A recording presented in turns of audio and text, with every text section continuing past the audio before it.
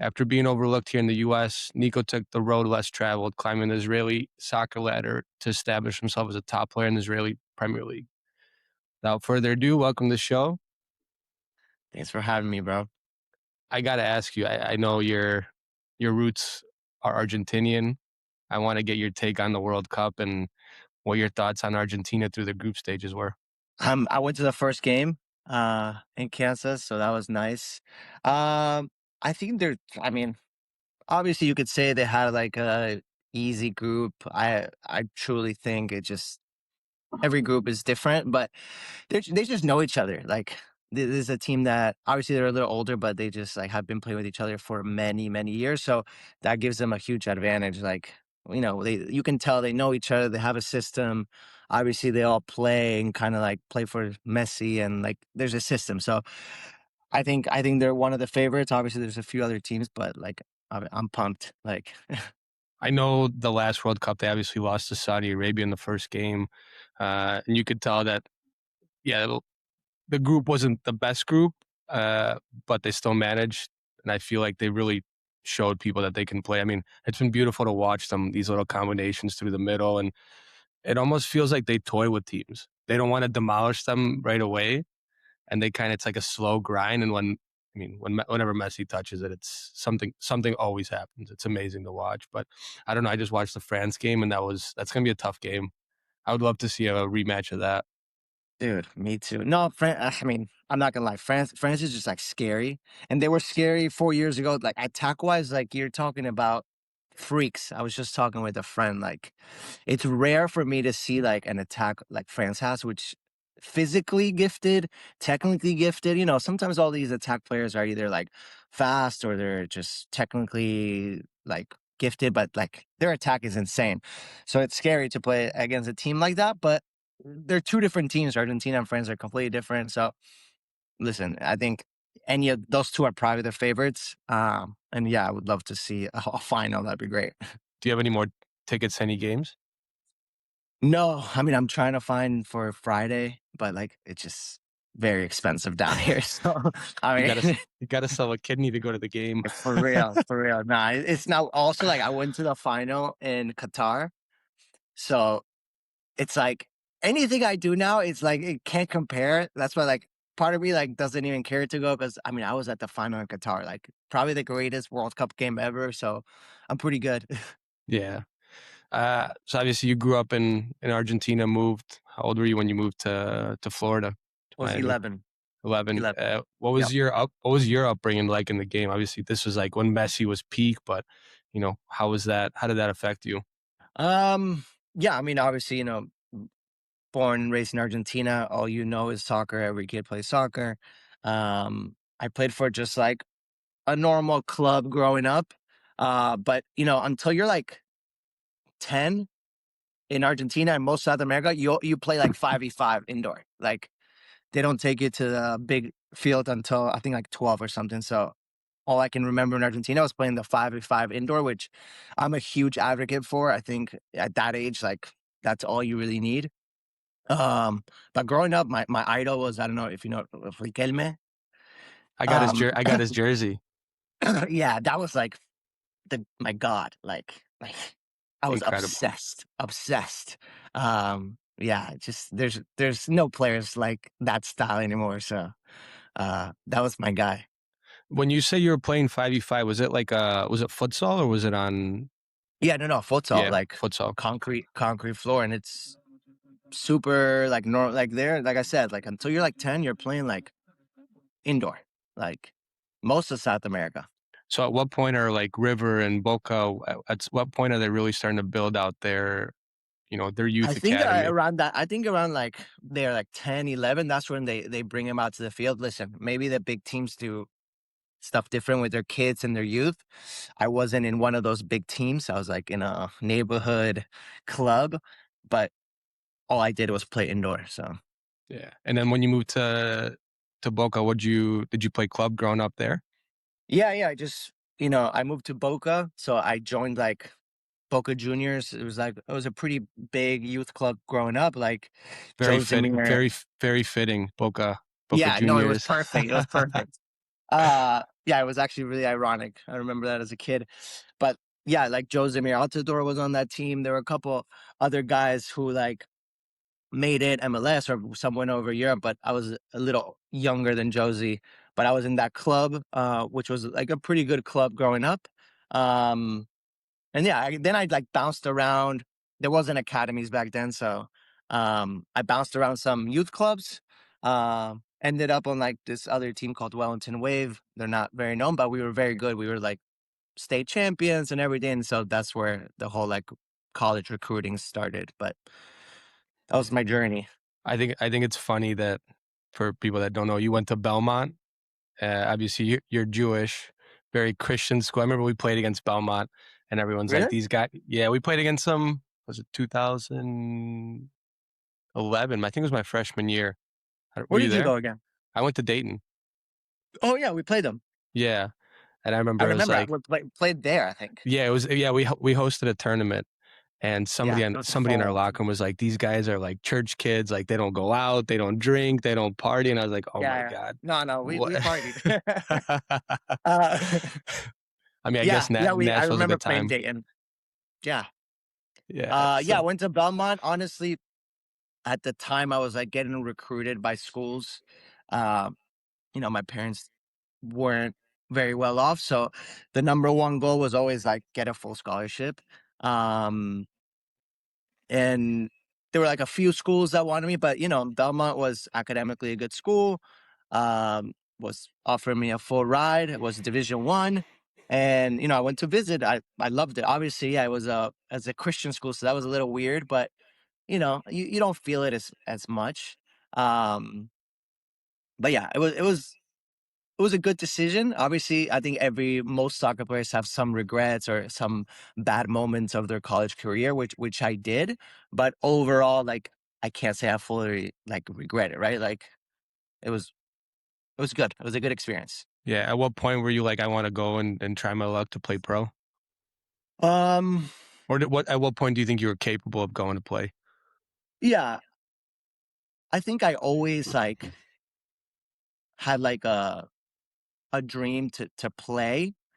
I never had like huge dreams. I was never like I'm gonna play in Europe or like I don't know. I guess my mechanism or the way I function best was kind of, not standard slow, but I was like, I just want to like play pro, like say I played anywhere and like then whatever happens, happens. So obviously like getting recruited, playing Division 1, I had a pretty good career. But when you go to a small school, like you're not getting really MLS looks. So like it's a harder road, especially when you don't have like a good coach that kind of guides you or is helping you for the next step.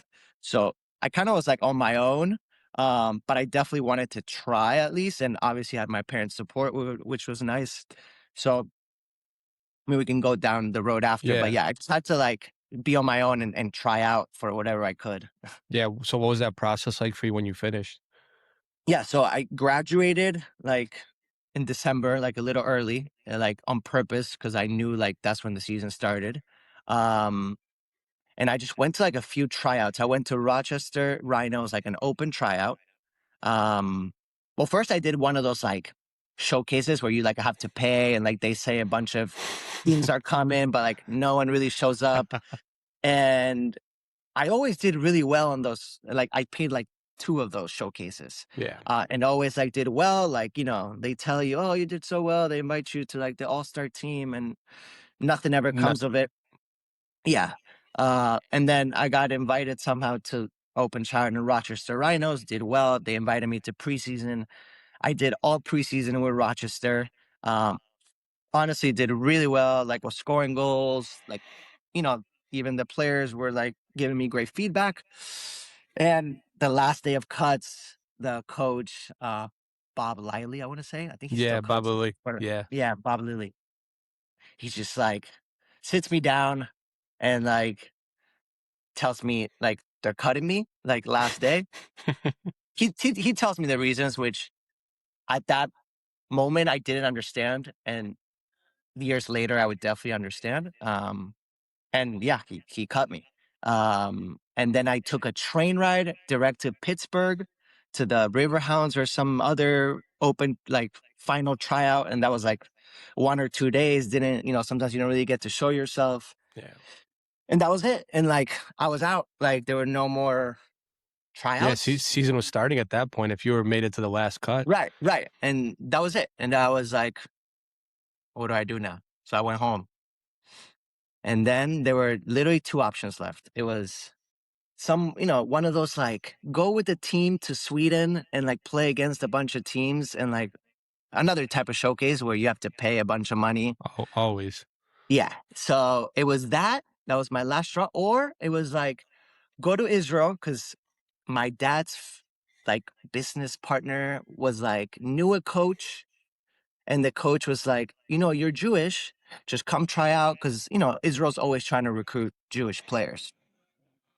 And I had done Birthright the year before. So I was like, okay, like, let me just go back to Israel, like, try out, like, what if it doesn't happen, I'll start working. Like, all my friends were going to New York to work. So I was like, I'll just go work. But, well, long story short, I went to a third team in Israel.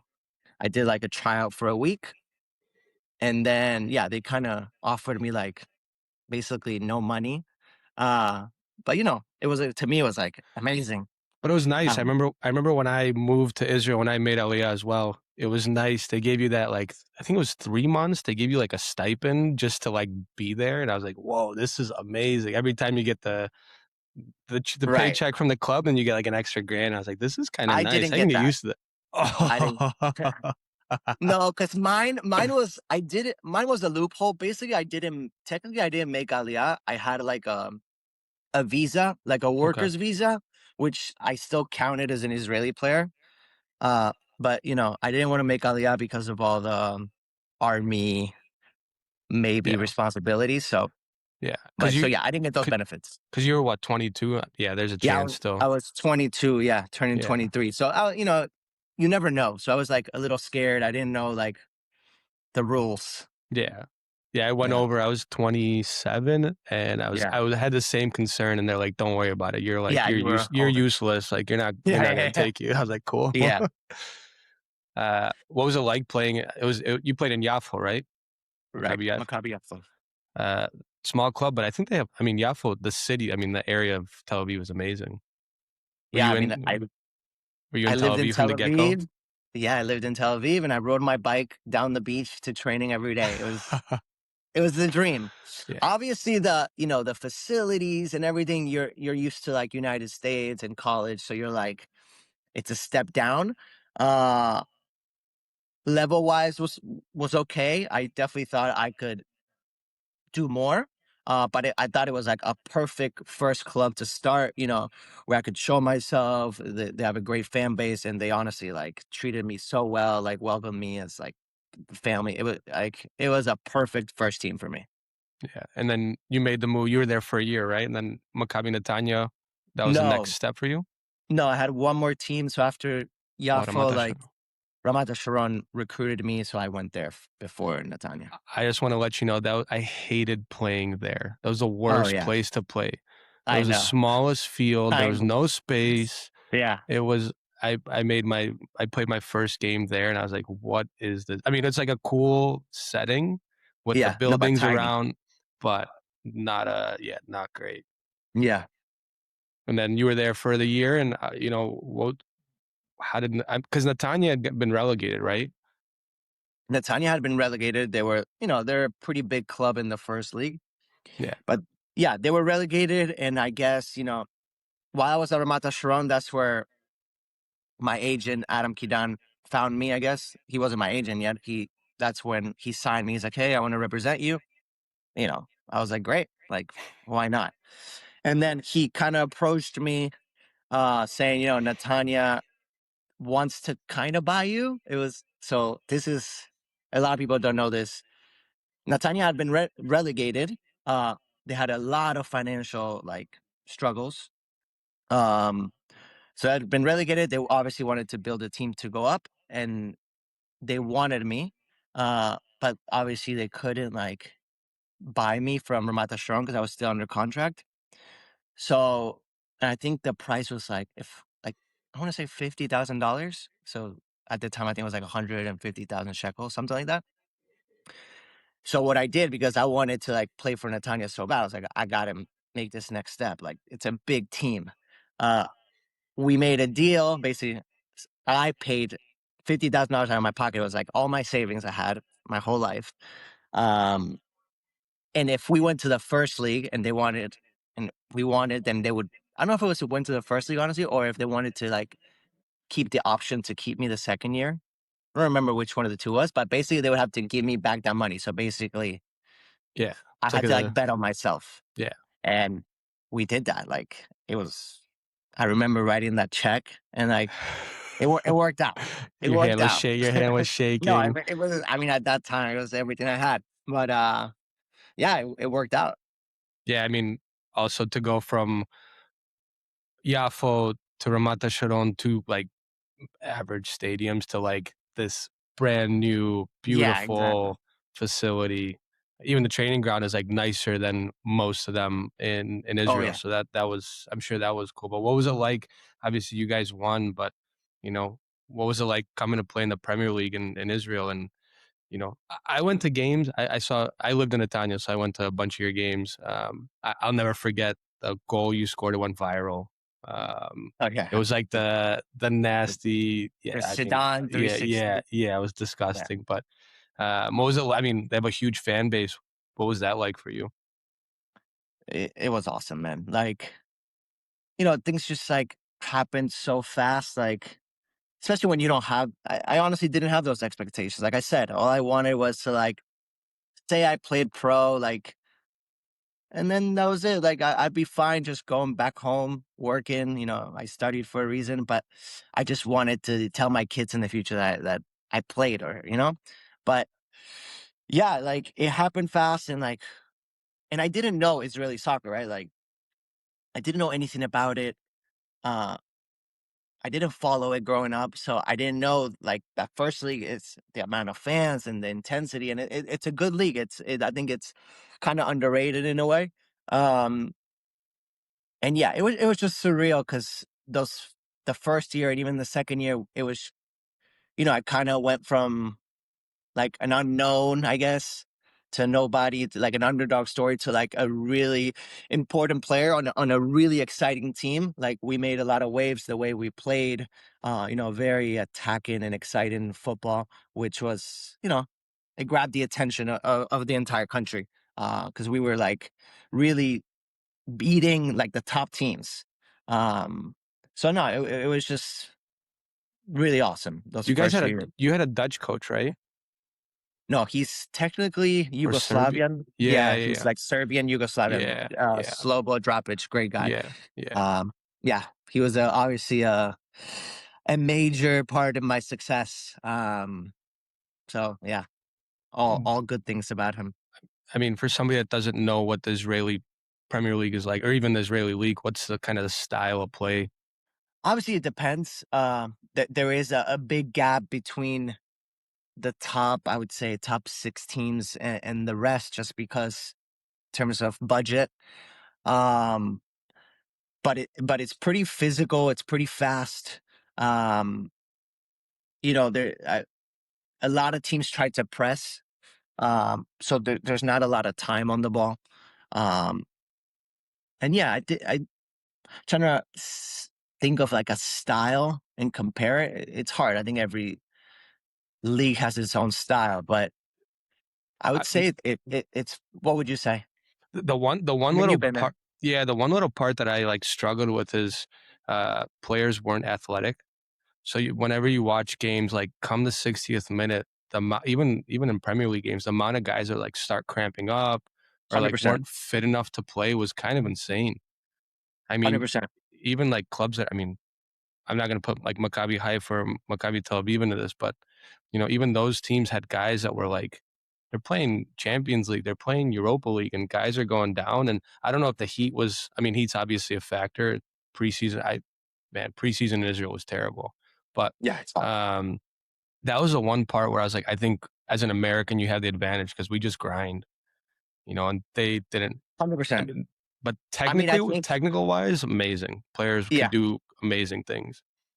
So I think first of all, like just I'm not gonna say genetically, but the Israeli typical soccer player is less athletic than the American, I would say, or even the European. That's just I'm not saying it's a stereotype, but I'm just saying like as a whole.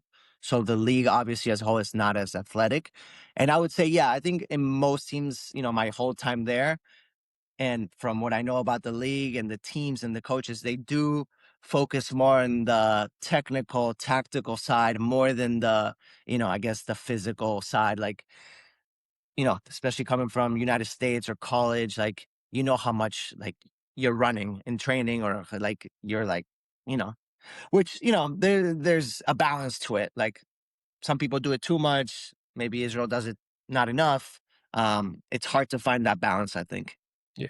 I also think the other thing that I really appreciated about playing there was uh, they really limited the amount of foreign players that came through. Right. Which was like, I mean, you can see it now. It's a big testament to the league because you have guys playing in Europe and even guys in the MLS now that have ventured abroad and have done really well. And I know Israel's not in the World Cup this year, but wouldn't surprise me in 4 years if they're in it, or even in the Euros in 2 years that they're like making waves. I feel like the generation there is very good right now. Definitely. I mean, yeah, there's a bunch of Israelis now in the MLS. And I mean, I know a lot of them and they're all doing really, really well. Um, yeah, But I think kudos to you because I don't know. I think of you and I think of Aaron as like the two guys that kind of went over. And your situation was a little more different than Aaron's because Aaron had already been playing in the MLS, but you went over there and you kind of opened the door for Americans to go over and play because at the time it was I don't know, maybe Leo Krupnik before he was like the right. first one, the pioneer that kind of went over, but there had been nobody really in between him and you that went over there that really made a jump and really made a big splash to make it normal. And after you went over there, like I had a chance to go. Jake was there, but it became more normalized.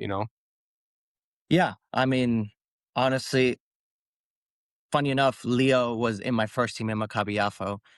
So was a huge mentor to me, still a good friend.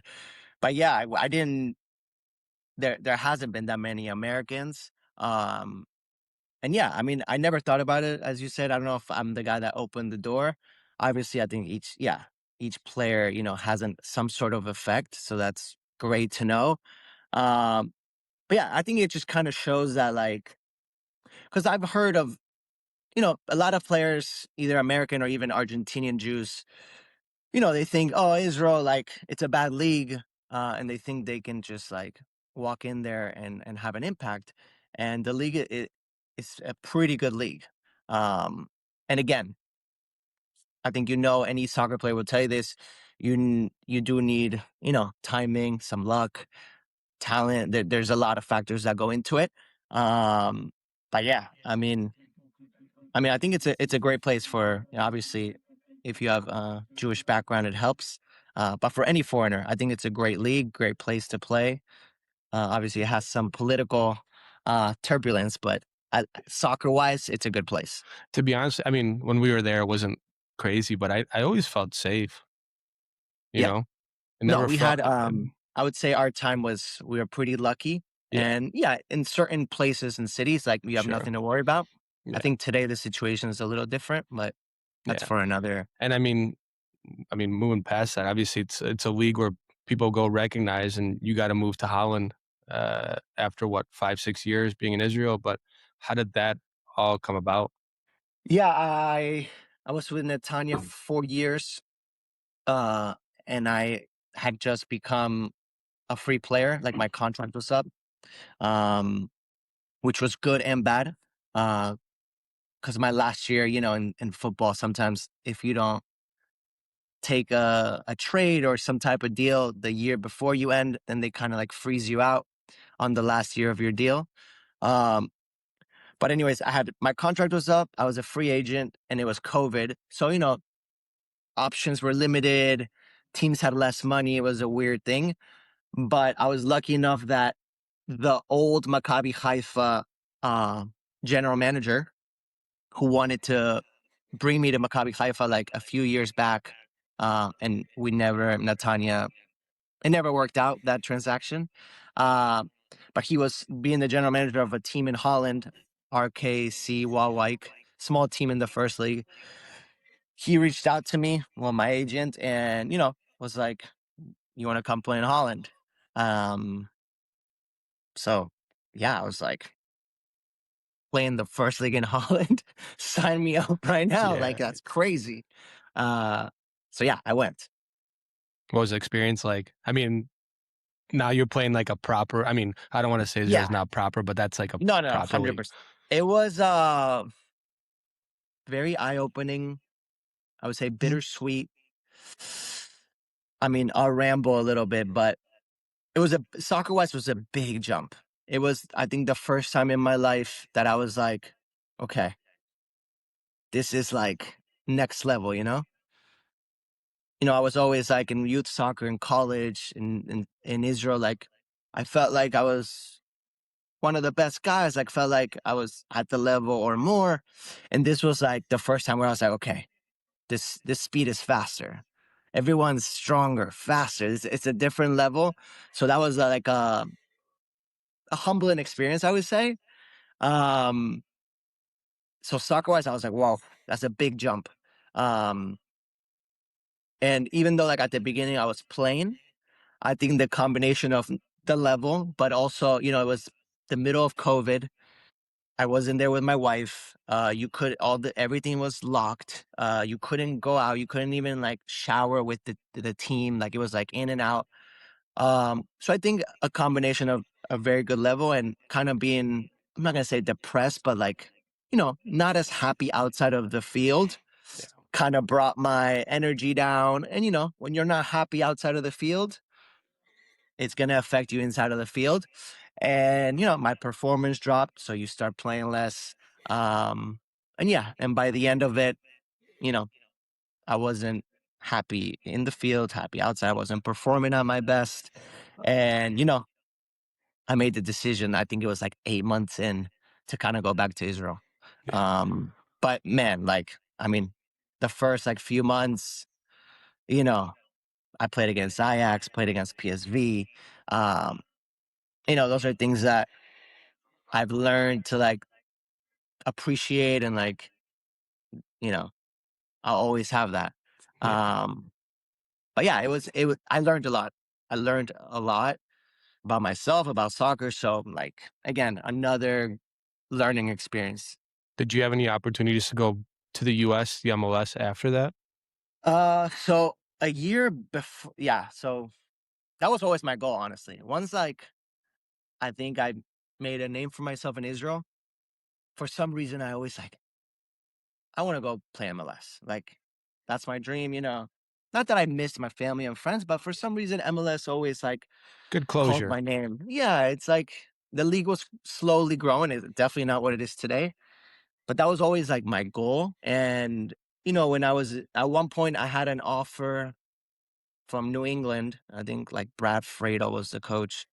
Like, offer was ready. Like, and then he got fired. I mean, long story short, like it didn't work out. I was always looking to go there anyways. But yeah, and then in the end, it never happened. I went back to Israel. Then, it just wasn't in my cards. But that's probably one of the things I always think about, that I was like, I wish I could have done. Either MLS or like USL by the end of my career was a thing I didn't get to do. But Do you feel like that moment after Holland, you came back? 'Cause I know you bounced around a little bit. Do you feel like, I don't want to say the passion wasn't there, but do you feel like you weren't the same player before you went to Holland when you came back? um, Because you had like the stability in Netanya. You knew like you were the man right. there, right? Yeah, yeah, yeah. And I feel like it's always So difficult to come back. 100%. So yeah, I was like, I'm not gonna say spoiled, but sometimes, I was always fortunate throughout my career that I was always playing in like a starter, and maybe not playing under my knee, like I don't know the word. Like, I was never properly challenged, I think. So sometimes that doesn't play in a player's favor. You know what I'm saying? Yeah. Um, But again, I worked my ass off. Like I moved up. I was always doing well. And I think, yeah, I think the Holland challenge hit me very hard, um, mentally. Um, it's, again, a humbling experience when you're used to playing or doing well, being happy. And, you kind of get in this funk where you're like, it hits you, it humbles you. Um, so yeah. And then, I had some bad breaks when I came back to Israel. Um, Started getting injured. And that's part of the game. I was always very fortunate in my whole career that I never got injured. And then, those last 3, 4 years, I was constantly getting injured. And that's sometimes things that you can't control. So, yeah, unfortunately, that happened. Yeah, I mean, you were able to squeeze out all the juice before you retired, you know? I feel like every player at some point realizes that their time is probably ending and it's important to squeeze out as much juice. And considering how much success you had, I mean, you're able to continue. I mean, I'm sure if you wanted to play for there's so many guys that have played there. There was one guy, oh my God, I feel bad like talking shit about him, but uh, big fat guy played in Netanya. No, he was a Aaron number Levy. 10. Yeah. Oh my God. Like that guy. Hey, that's my guy. That's my That's guy. it. I'm sure he's a great guy, but I went to Yeah. watch the I mean, game and I was like, one of the what is most this? talented. He's so talented. It's Yeah, I mean, crazy. his left foot was incredible, but I was like, what is this guy doing playing in Netanya? But listen, he Yeah, I scored think goals. you have to remember, I think, which we come from a different, like, we're blessed, like a lot of us have an education, we have a backup plan, we have a degree, whatever it is. And a lot of these other guys, whether it's in Israel or South America or Europe, like this is all they know, right? They don't have a backup plan. So even when they're not like, I don't know, they're getting injured or getting older, or maybe they don't there's not much potential to like ever get back to a top level, they don't have another option. So they have to keep playing or squeezing whatever they got left, right? Um, and a lot of it you have to respect, right? Like some a part of me is like I feel bad because they don't have a backup plan, or again, whether it's educational or opportunities or whatever it is. But others, they love it so much that they keep grinding. Um, so you can look at it in any way, right? I was just at a point where, yeah, I could have kept playing. I could have found another team. I don't know, made decent money, nothing crazy, but my passion wasn't there anymore. So to me, I didn't play for the money. I didn't play for anything. I was like, it just wasn't there anymore. I wasn't having fun. I didn't want to go to training, and to me, that was the number one sign. Um, when it's It's not there, time. it's time. Yeah. And it's not like it was like a 1 month thing. It was happening for like a year or a little more. So, you know, obviously today there are moments where I definitely miss it, but I think at that it was the right decision at the time. Yeah. At what point did you start planning what life looked like after playing? Um, I would say around like maybe a year to 6 months before. And I think that's a great question because I think that's like the number one thing a player should do. Like before you even consider retiring, I think you should at least. Obviously, some players don't get to choose, but like you should always start thinking of your next move or whatever. So at least like you're prepared and you have something to do once you retire because it's not an easy transition. Like I mean, I've struggled in moments. Um, I think that's something that doesn't get talked about a lot. The athlete transition after sports. Yeah. Um, but yeah, I had a plan. Obviously, I'm very blessed that I followed in my father's footsteps, and I'm working with him. It's a family business, so I mean, I can't complain. Yeah. Oh, it's amazing. I mean, it's an amazing story. Yeah. Genuine. I know we ran into each other in Israel here and there, but I mean, just like following vicariously through Jake and like him sharing things, I was like, man, this is kind of like a dream story. Honestly, you should write a book. if you want to make some extra bread, make a I mean, children's book. I'll do it. But I mean, you don't really see that. I mean, you were playing at Belmont, go over to Israel. You're grinding your way through in like a country that you're not familiar with, and then end up playing in Holland, the top flight. You know, it's a cool story. Yeah, Um, I appreciate it, man. yeah. So, well, Nico, I appreciate. I mean, this was awesome. I really appreciate you taking the That was time. great. I hope you get Of those course. tickets for the. Hope you get those tickets for the game. I hope so. Good luck to Argentina. Enjoy the rest of the summer. You too, man. Good talking. Later.